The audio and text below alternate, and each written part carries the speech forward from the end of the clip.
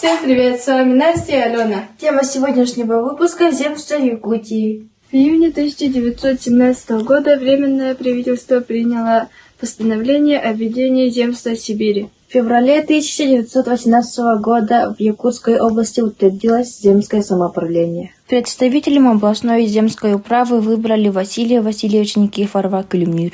Только за февраль 1918 года было рассмотрено 122 вопроса: земельные, обложения, подводно-дорожных дел, почты, кредитов, агрономии, медицины, ветеринарии, а также заявления и жалобы граждан. В условиях острейшей гражданской войны 1918-19 годов земство Советской России занималось снабжением области товарами первой необходимости, мануфактурой и сельскохозяйственной техникой. На базе разбросанных торговых кооперативов в декабре 1918 года был создан областной союз кооперативов «Холбос», призванный заниматься торговыми, заготовительными и кредитными делами. В августе 1918 года Якутское областное земство установило связь с Временным сибирским правительством, затем с Александром Васильевичем Колчаком, когда тот пришел к власти. За счет товарообменных операций в Якутск были отправлены на 1 миллион рублей мануфактуры, на 8 миллионов рублей товаров и предметов первой необходимости. А для городской амбулатории привязаны материалы и медицинские инструменты на 100 тысяч рублей.